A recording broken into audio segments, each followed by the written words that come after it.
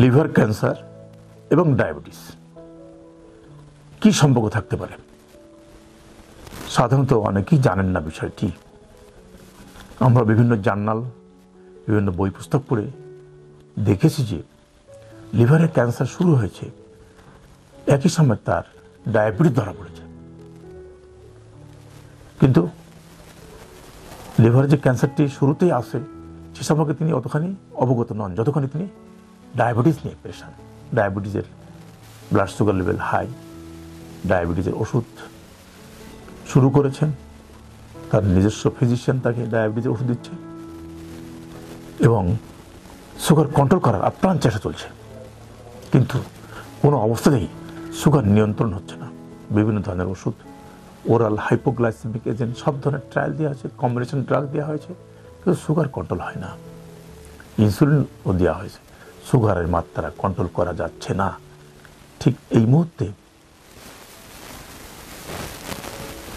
তার ফিজিশিয়ানের মনে পড়ল যে নিঃসন্দেহে এটি এমন একটি অসুখ তার শরীরের মধ্যে আছে যে অসুখ কারণে এই ব্লাড সুগার কন্ট্রোল করা যাচ্ছে না।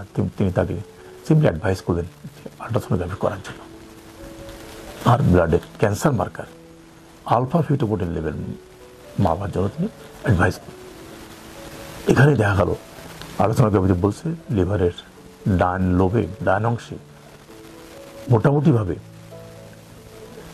5 সেন্টিমিটার সাইজের একটি টিউমার। আর এদিকে রক্তে আলফা ফিটোপ্রোটিন লেভেল, তাকে বলা হয় ক্যান্সার মার্কার, সেটিও বৃদ্ধি পেয়েছে। More than 1000 microgram per litre alpha fetoprotein level. দুটি বেশিরভাগ সাজেস্টিভ, দুটি ক্যান্সারের পক্ষে যায়, এক টিউমার। এবং ক্যান্সার শনাক্ত করার জন্য এবার তিনি অ্যাডভাইস করলেন সিটি গাইডেড এফএনএসি, অর্থাৎ সিটি স্ক্যানের গাইডেন্সে ওই টিউমার থেকে টিস্যু নেওয়া হলো, এটাকে বলা হয় ফাইন নিডল অ্যাসপিরেশন সাইটোলজি। এই এফএনএসির মাধ্যমে ওখান থেকে মাংস নিয়ে পরীক্ষা করা হলো। 3 দিন পরে রিপোর্ট আসলো, দেখা গেল তার এই যে টিউমারটি লিভারের মধ্যে আছে, এই টিউমারটি ক্যান্সারে রূপান্তরিত হয়েছে, হেপাটোসেলুলার কার্সিনোমা। অথচ তিনি প্রায় 3 থেকে 6 মাস এই ডায়াবেটিসের পিছনেই সময় দিয়েছেন।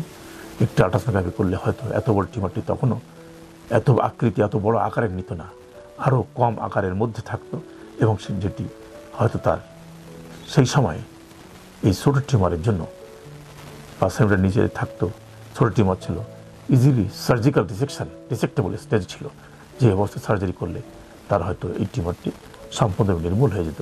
আজকে 5 সেন্টিমিটার সাইজ হয়েছে, লিভার ফাংশন টেস্টগুলো করা হয়েছে সম্পূর্ণ নর্মাল স্টেজে। এই অবস্থায় সার্জারি করা যায়। সার্জারি হচ্ছে কিউরেটিভ ট্রিটমেন্ট, সার্জারি হলো কিউরেটিভ সার্জারি এবং ফার্স্ট অপশন ট্রিটমেন্ট বলি আমরা। এরপরে আছে রেডিওথেরাপি, আছে কেমোথেরাপি।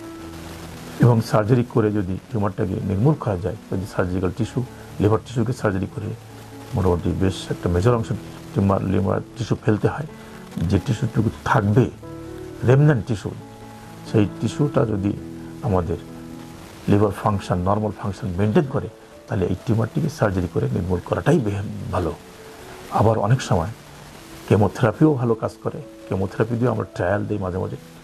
এই টিউমারটিকে যদি ছোটো করা যায়, 5 সেন্টিমিটার আকৃতির টিউমার যদি ছোটো করে 1 বা 2 সেন্টিমিটার মধ্যে আনতে পারি, তাহলে অনেক সময় দেখা যায় সার্জারি করলেও সেই সার্জারিটি অনেক ছোটো আকারের সার্জারি, লিভার টিস্যু অত ফেলতে হয় না, এবং অল্প পরিমাণ লিভার টিস্যু ফেললে যেটা ক্যান্সারকে নির্মূল করতে পারে। তবে সব ক্ষেত্রে মনে রাখতে হবে, টিউমারটা আর্লি স্টেজে ডায়াগনোসিস করাটাই হচ্ছে উত্তম চিকিৎসা। এবং এই উত্তম চিকিৎসা পদ্ধতি আপনার নিতে হলে আপনাকে সর্বদা সচেতন হতে হবে এবং লিভার টিস্যুটাকে, ক্যান্সার টিস্যুটাকে আর্লি স্টেজে ডায়াগনোসিস করে সেটাকে নির্মূল করতে হবে।